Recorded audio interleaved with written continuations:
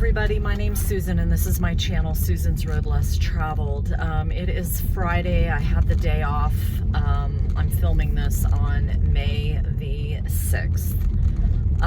My objective this morning was to meet with the mechanic with regards to Alice and continue our investigation of what her problem is and why she failed on the road back in April. So last weekend I was actually driving through town to go visit my mother and went by the shop to get something out of the bus, and Tim happened to be there, so I did pull in.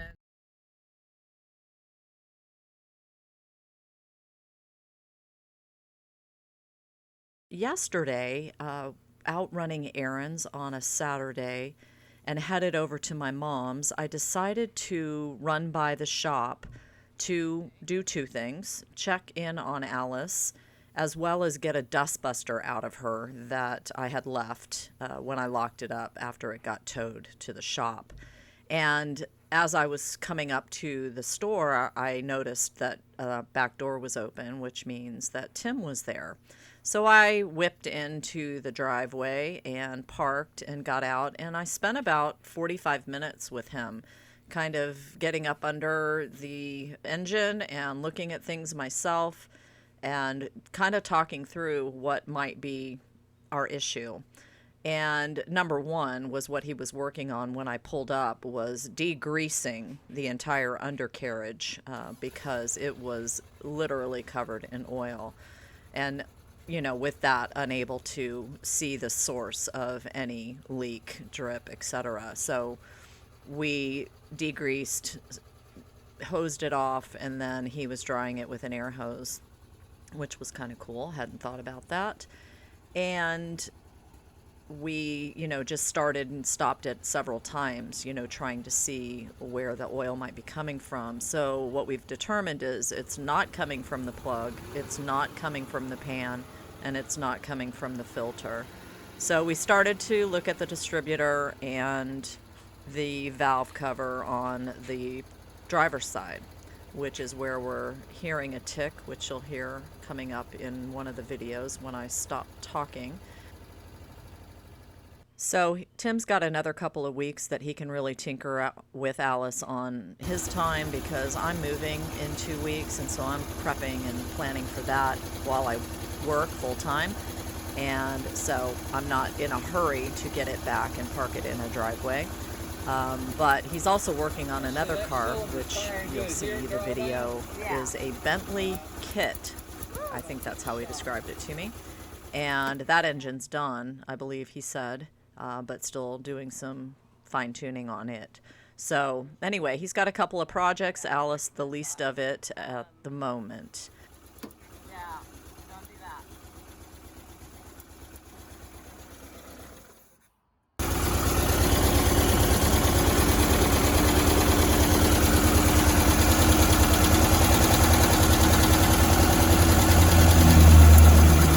Here?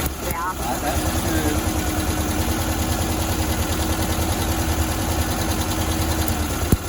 Good, right? Yeah.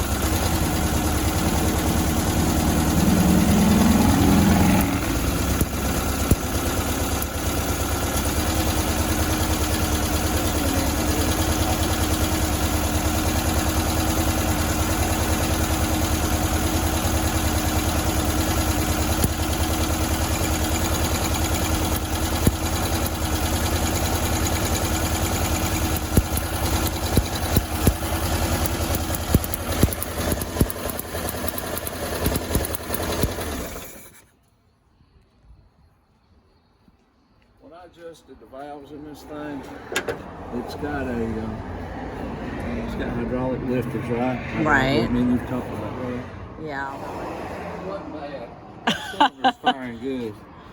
That cylinder's firing good. That's number 2. Put that back down in there. We know that one's firing good. So it's 1 and 2. I think. It doesn't do that when it's that one. It's going to be this one. Yeah. We're going to try this one. We're going to try this one. And then what's the center? Center's coal wire. Okay. Okay.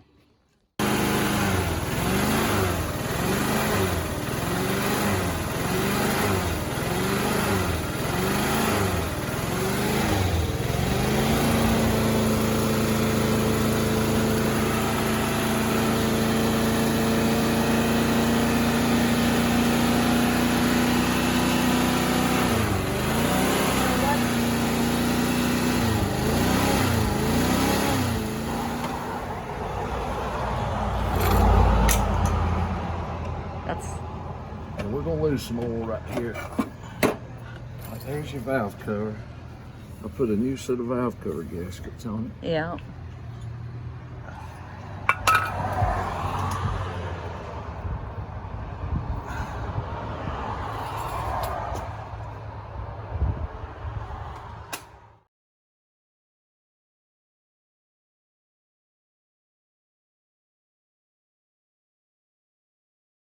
So we had kind of come up with some ideas, not solid. So he called me on Monday and let me know that he had done compression testing on the cylinders and documented that. And what he found was that cylinder 4 has 0 compression. So 1 and 2 were good at 135. 3 was 130 and 4 was 0. So we're determining that that was my power fail on the road on April the 17th, and that contributed to other things. So, you know, my question is, how does oil leak out with that? And so we're trying to go through different factors. So it's our determination at this point that we have a cylinder fail on the block, and the only thing that I can do with that is return the block to the builder. So we talked through kind of the scenario. We've documented, you know, everything that we did right with the engine, from receipt of the block to building it to the maintenance that needed to be done at the prescribed time. So I left his shop. The first thing I did was go by my insurance company and talk to them about whether or not I could drop certain coverages on the vehicle, since it's non-drivable and I don't want to pay full for something that's basically in a storage mode, if you will. And so the only way I could drop coverage just down to comprehensive is to unregister the vehicle. So that's what I did. I went back to the shop, I got the tag. DMV is right around the corner. Quickest DMV appointment in and out within 10 minutes that I've ever had. Unregistered the vehicle and shot that document over to my insurance company in order to just, effective today, drop my coverage to comprehensive, because my opinion is she's going to be out of commission for probably 4 or 5 months. The company that did the engine build is in California. I'm in South Carolina, so I kind of had to wait for the time. And so at about 1 o'clock Eastern time, I called the number that I had for that company, and the gal answered. I reintroduced myself as to who I was, when I had done business, and told her that I had a serious problem. And so I talked to her about my warranty documentation, brief synopsis of the issue, though we did a little texting after the phone call, and she was going to not only get in touch with the mechanic, but also facilitate the connection with the builder to talk about what the issue is, and talk to them about how we are going to break down the block and ship it back. So it's not building it and fixing it internally is not something that my mechanic is interested in doing. It's somebody else's build, and he's got some other projects on top of Alice. So it needs to go back to where it came from, and that in itself is a little daunting to me. It has been an emotional week with this whole thing. So, but I felt good about the conversation with this gal that I had worked with, that I wasn't just completely brushed off that, oh, well, your warranty's done gone by and da-da-do. So here's the thing.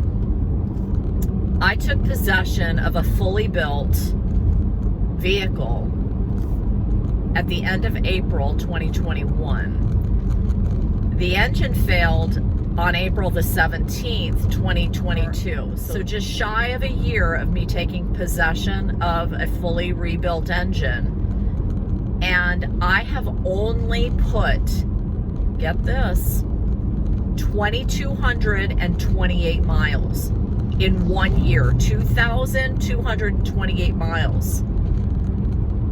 That's unheard of in my opinion. And so for that engine to fail in 2,200 miles just blows my mind. The warranty is 12 months or 12,000 miles. And I had this issue at 2,200 miles. So they've definitely got to look at it. But the process by which everything has to be pulled off of it and saved and is just blowing my mind. And so essentially I'm waiting on more information. She's going to call the mechanic and talk to him, and also get in touch with the engine company to have us on our end basically run the appropriate tests they need and document those. So I've gotten some comments, you know, what are you doing? Why do you keep putting money into this thing? Why? And they're just not VW owners. So, you know, I don't have a lot more money to put into it. If the block isn't covered and not replaceable under my warranty, that's going to be a problem because I don't have the money to put into another block. That's just a lot of money just basically pissed away in a manner of a year but I know that there's more meant for me and Alice to do than go through this and have her sitting in a parking lot, not going anywhere and not running. I'm not ready to sell her.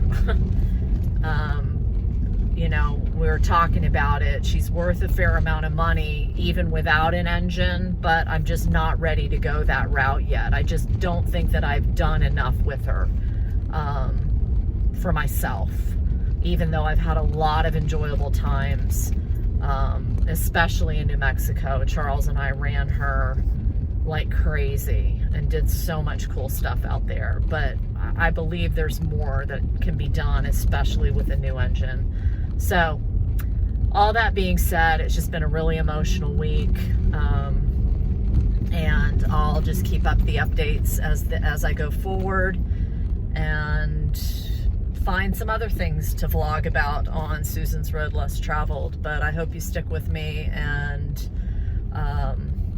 just keep me and Alice in your prayers. We appreciate it.